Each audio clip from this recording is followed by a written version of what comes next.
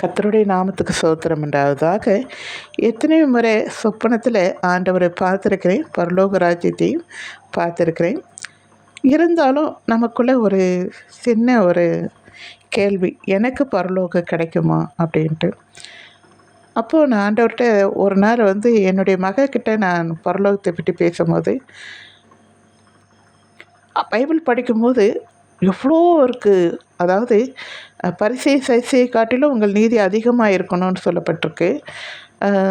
நிறைய விஷயங்கள், உங்களை பரிசுத்தத்துக்கு அழைச்சிருக்கிறேன், அசுத்தத்துக்கு அல்ல. நீங்கள் என்னைப் போல எல்லாவற்றிலும் பரிசுத்தமாக இருக்கணும், கொஞ்சத்துலேயும் உண்மையாக இருக்கணும். அதாவது கொஞ்சம் சின்ன விஷயமானாலும் அதுலேயும் நீங்கள் உண்மையாக இருக்கணும். இப்படியெல்லாம் இருக்கும்போது அப்பா எவ்வளோ பயங்கரமாக, எவ்வளோ, அதாவது சுத்தமாக இவ்வளோ, அதாவது கொஞ்சம் கூட கரை இல்லாமல் அவ்வளோ பரிசுத்தமாக இருக்கணும். அப்போ நம்ம போவோமா அப்படின்ற ஒரு கேள்வி அங்கே இருந்துச்சு. அப்போ என்னுடைய மகன் சொன்னேன், அம்மா எனக்கு ஒரு சின்ன குடிசை வீடு கிடைச்சா கூட போதுமா, நான் அதில் அந்த இடத்த பெருக்கிட்டு ஆண்டவர் சொல்கிற வேலையை செய்துட்டு நான் அந்த குடிசை வீட்டில் கூட இருந்துப்பேன். ஆனால் நரகத்துக்கு மட்டும் என்னை போகவே கூடாதுமா அப்படின்னு சொன்னான். ஏன்னா அதில் நிச்சயமாக எவ்வளோ கஷ்டம் இருக்கும், வேதனை, பற்கடிப்பு, கொடுமை நிறைஞ்சது. அந்த இடத்துல போகவே கூடாது, எனக்கு பரலோகத்தில் சின்ன குடிசை கிடைச்சா கூட போதும்னு சொல்லுவாள்.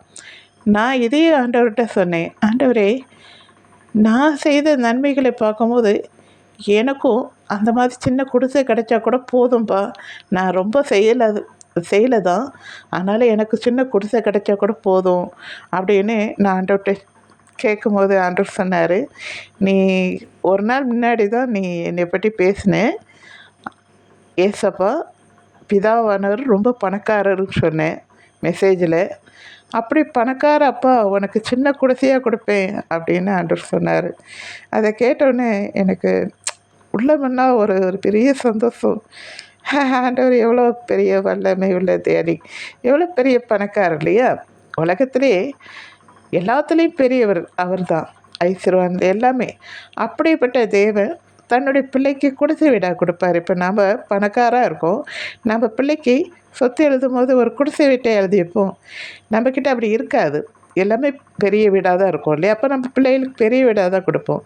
அதே மாதிரி நான் அதை யோசித்து பார்த்தேன். டேடியுடைய அந்த வார்த்தை எனக்கு உள்ளத்தில் ரொம்ப சந்தோஷத்தை கொடுத்துச்சு. ஸோ உங்களுக்கும் இது பிடிக்கும்னு நினைக்கிறேன். இது சொல்லணும்னு தோணுச்சு. உங்களுக்கு பிடிச்சிருந்தால் லைக் பண்ணுங்கள், மற்றவங்களுக்கு ஷேர் பண்ணுங்கள். சரிங்களா? தேங்க்யூ.